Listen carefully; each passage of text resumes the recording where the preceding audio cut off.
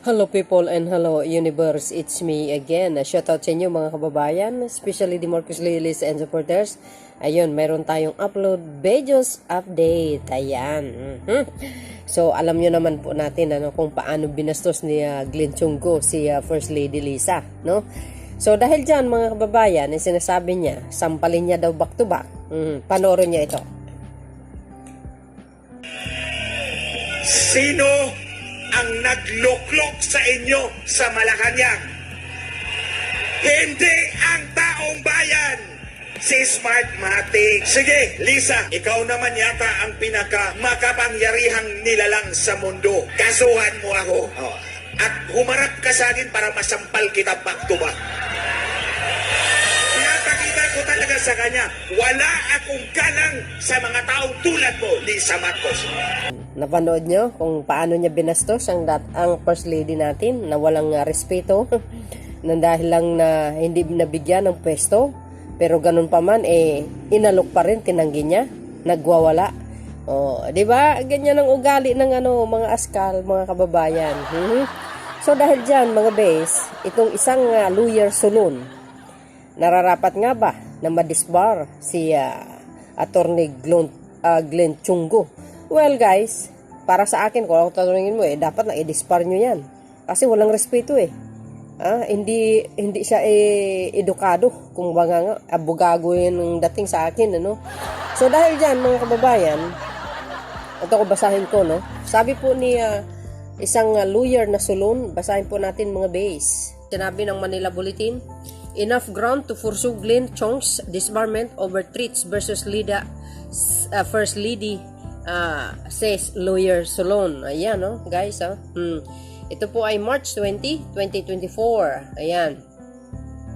House Assistant Majority Leader Ako Bicol Party List Representative Jel Bongalon believes that there is enough ground to file a disbarment case against former Biliran Lone District Representative Attorney Glenn Chunggo.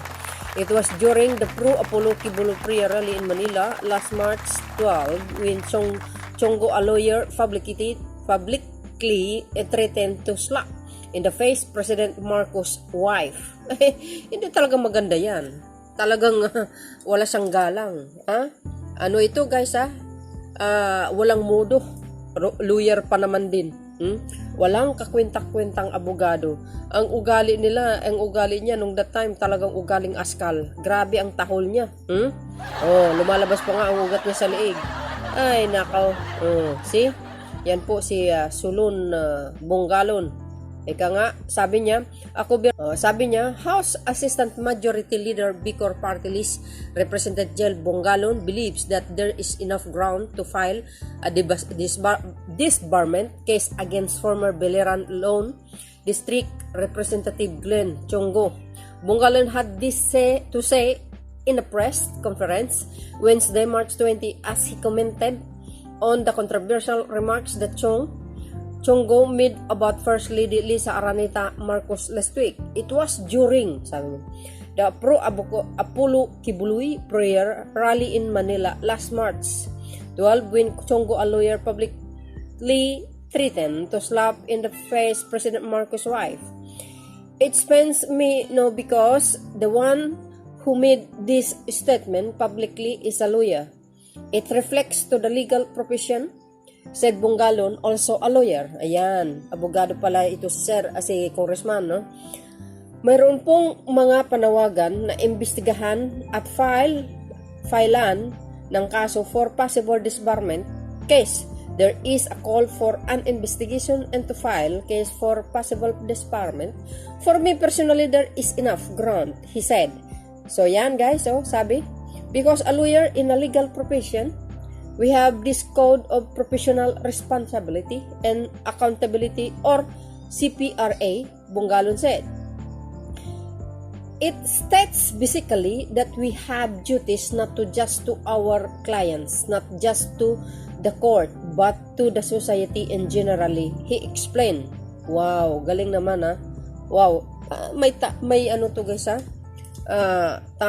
Tama itong sinasabi niya.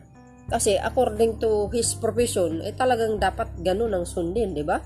Bongalon said that the Chong's threats of bodily harm doesn't only reflect against the First Lady, but against all Filipino women.